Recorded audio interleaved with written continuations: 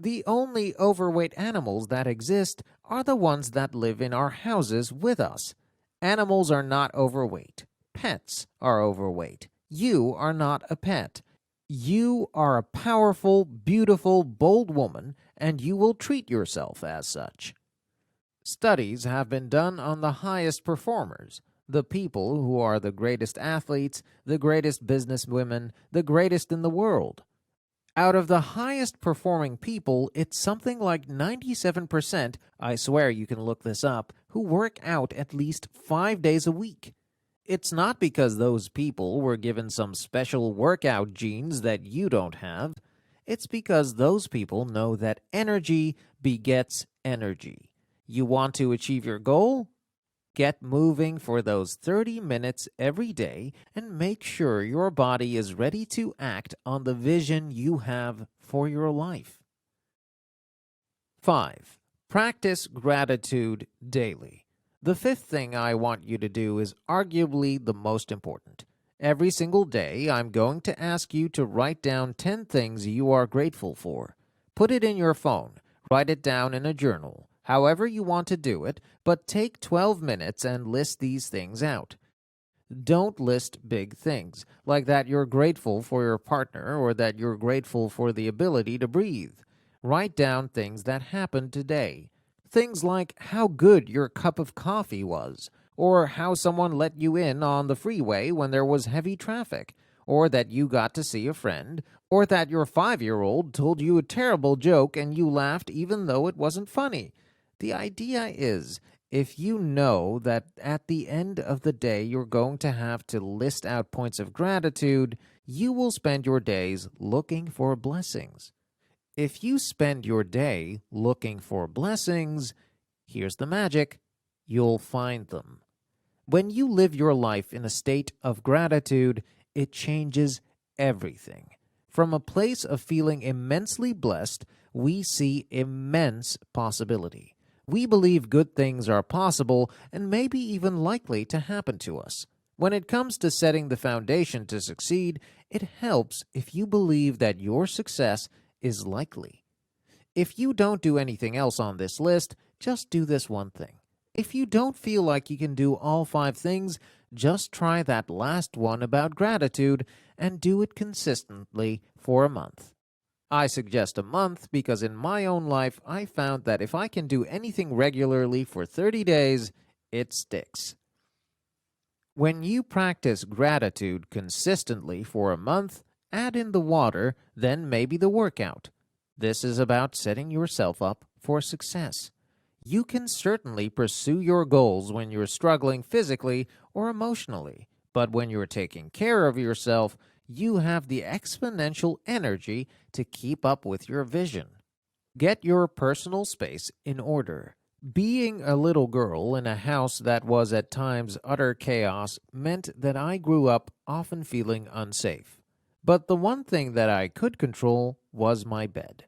So I made my bed every single day. When I grew up and got my first apartment, it was in a crappy part of town. In fact, it was actually a crappy apartment in a crappy part of town. But that apartment was always clean. This was something I could control. Your home is something you can control. Of all the things in your life, it's the one thing you have the easiest access to. Years ago, I was watching the Oprah Winfrey Show, and she said, "Your home should rise up to meet you." If your home feels like chaos, or it's dirty, or it's unorganized, you need to wake up. If you keep scrolling through Instagram looking at other women's pretty lives so you don't have to acknowledge that yours is a mess, you need to wake up. Your home is a reflection of what's going on inside your head and your heart. If life feels out of control, start taking control with your immediate environment. I know there are people reading this who don't have a home, who don't have access to everything, who have one tiny square surrounded by a sea of chaos. To you, I'd say, take care of the spaces that are yours, be that your bed, your car, or your desk at work. Organize your life. Keep your spaces clean. Put some effort into their appearance. These things are about self-respect and about setting a certain standard for yourself, for your life, for your children. That doesn't cost money. Self-respect doesn't cost anything other than effort. Clean up.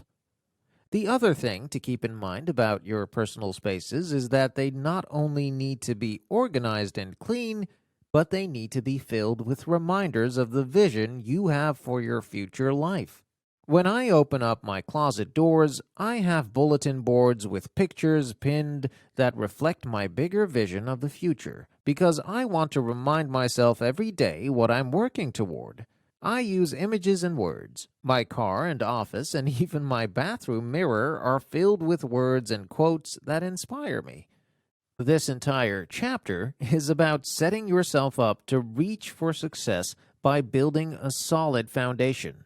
The spaces you inhabit can be the platform that you build a new life on, or they can be the anchor that keeps pulling you back under the waves. Build a great community. You are a combination of the 5 people you hang out with most. Think about it. Who do you see most often? Whose words are you consuming frequently? Which points of view and perceptions do you take in on the regular? Is there someone amongst those 5 you interact with regularly who is above you in life? Meaning, is there something about them that you want to aspire to? Do they have skills or characteristics that you'd be proud to adopt? When you hang out with those people, is there an area in your life that they're going to pull you up toward? If you're the smartest person in the room, you're in the wrong room. If you're the most focused on growth in your group of friends, if you're the highest achiever, if you're the most compassionate, if you're doing the best out of everyone, you're in the wrong room. You should want to surround yourself with people who are better than you in the areas you want to improve in.